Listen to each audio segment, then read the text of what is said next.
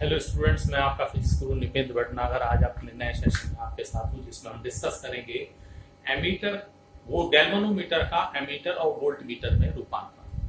Galvanometer हमारे पास एक ऐसा उपकरण है जिसकी सहायता से हम निम्न धारा को मापन कर सकते हैं या हम उस परिपथ में धारा की उपस्थिति का पता लगा सकते हैं। गैल्वेनोमीटर की सहायता से सीधे सीधे हम धारा का मापन नहीं कर पाते हैं क्योंकि गैल्वेनोमीटर का अपना प्रतिरोध बहुत उच्च होता है, जिस कारण वो धारा को अफेक्ट करता है, परिवर्तित करता है परिपथ में। तो हम किस तरीके से गैल्वेनोमीटर से एमीटर और वोल्ट मीटर परिवर्तित कर सकते हैं, तो आज हम इस इंपॉर्टेंट टॉपिक पर डिस्कस करेंगे। तो आइए स्टूडेंट स्टार्ट करते हैं आज अपना टॉपिक धारा मापी का गैल्वेनोमीटर का एमीटर में एंड देन आफ्टर उसके बाद देखेंगे धारा मापी का वोल्ट मीटर में रूपांतरण। तो आइए स्टूडेंट्स, हमने यहाँ एक ऐसा गैल्वेनोमीटर लिया है जिसका अपना प्रतिरोध है कैपिटल जी, और आईजी धारा जब इसमें बहती है तब ये पूर्ण स्केल पर डिफ्लेक्शन देता है, यानी आईजी से ज्यादा धारा उसमें प्रवाहित नहीं हो सकती उस समय, क्योंकि वो पैमाना पूरा शो करता है। हम इसको परिवर्तित करना चाहते हैं आई एम्पियर के एमीटर के अंदर, जो आई एम्पियर तक की धारा का मापन कर सके। तो हम सबसे पहले देखें कि गैल्वेनोमीटर को एमीटर में परिवर्तित किस तरह से कर सकते हैं। तो धारा मापी के समांतर क्रम में एक उपयुक्त लघु प्रतिरोध, जिसे हम शंट कहते हैं, लगाकर हम उसे उपयुक्त परास के एमीटर में परिवर्तित कर सकते हैं। जब हमारे पास केवल गैल्वेनोमीटर अगर हम डायरेक्ट धारा के प्रवाह के मार्ग में श्रेणी क्रम में लगा दिया जाए, तो चूंकि इसका प्रतिरोध बहुत उच्च होता है, तो ये परिपथ में बहने वाली धारा को क्या कर देता है, परिवर्तित। तो जिस धारा का आप मापन करना चाहते हैं वही परिवर्तित ये कर देता है। तो इसीलिए गैल्वेनोमीटर की सहायता से हम डायरेक्ट धारा का मापन नहीं कर सकते। इसके लिए क्या करते हैं, हम इसके श्रेणी क्रम में एक निम्न प्रतिरोध लगा दिया हमने, जिसे कहा दिया है शंट। ठीक है, जब यहां से आई एम्पियर की धारा बहती है तो धारा का अधिकांश भाग इस शंट में से होकर गुजरता है और गैल्वेनोमीटर में बहुत कम धारा बहती है जिस श्रेणी का वो है। तो इस प्रकार से हम धारा का मापन कर सकते हैं आई एम्पियर तक की। तो वो ही हमने यहाँ किया है। यदि धारा मापी आईजी धारा के लिए पूर्ण स्केल पर विक्षेप प्रदर्शित करता है और उसे आई एम्पियर के परास के एमीटर में परिवर्तित करने के लिए हमने उसमें एक लघु प्रतिरोध, जिसे हम शंट कहते हैं, वो एस लगा दिया गया है। तो तब क्या कंडीशंस होगी, यहाँ देखिए, जो टोटल धारा आई है वो गैल्वेनोमीटर में से जा रही है आईजी, और रिमेनिंग यानी बाकी बची हुई धारा हुई आई माइनस आईजी, ये पास हो रही है हमारे शंट से, यानी लघु प्रतिरोध एस से। हम जानते हैं कि कोई भी दो उपकरण, कोई भी दो प्रतिरोध जो समांतर क्रम में जुड़े होते हैं, उनमें विभव पतन, विभवांतर समान रहता है। तो वही हम यहाँ पर लेकर के चलेंगे। तब इसके सिरों पर विभवांतर कितना होगा, V/IR सूत्र से अगर आप देखें तो IG और गैल्वेनोमीटर का प्रतिरोध है G, इक्वल टू होना चाहिए I माइनस IG और इंटू S, या सीधे से आप लिख सकते हैं S equal to IG upon I minus IG और इंटू जी। तो इस सूत्र की सहायता से हम उस शंट का मान ज्ञात कर सकते हैं। आईजी वो धारा है जिस पर हमारा जो गैल्वेनोमीटर है धारा मापी है पूर्ण स्केल पर डिफ्लेक्शन शो करता है।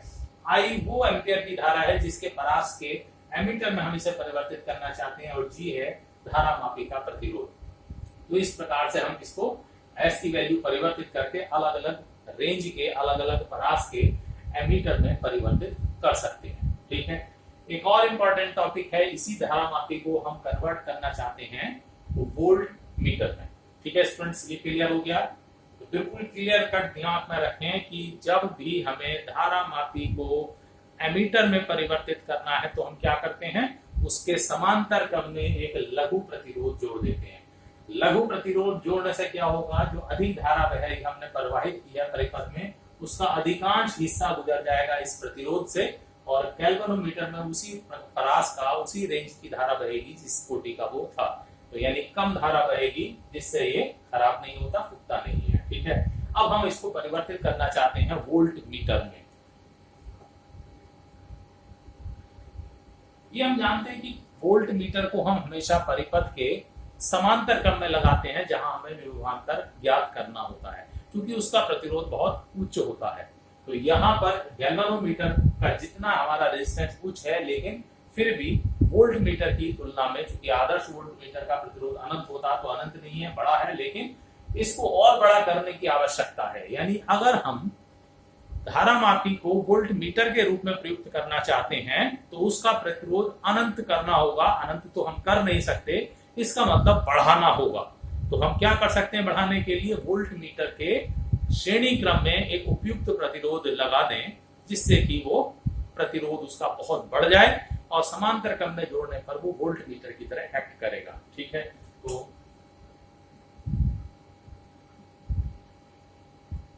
धारा मापी के श्रेणी क्रम में उपयुक्त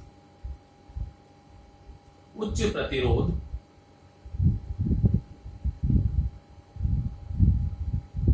लगाकर उसे उपयुक्त परास के वोल्ट मीटर में परिवर्तित किया जा सकता है। ठीक है, तो वोल्ट मीटर में कन्वर्जन के लिए हमें उच्च प्रतिरोध चाहिएगा, तो उसके श्रेणी क्रम में लगाया जाए। ठीक है, फिर वही कंडीशन यहां भी ली जाएगी। यदि धारा मापी का प्रतिरोध कैपिटल जी हो तथा वह IG धारा के लिए पूर्ण स्केल पर विक्षेप दे,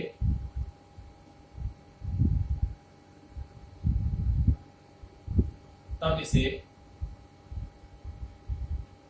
V वोल्ट के वोल्ट मीटर में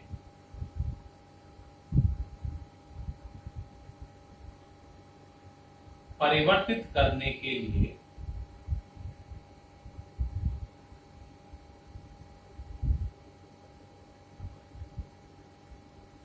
इसके श्रेणी क्रम में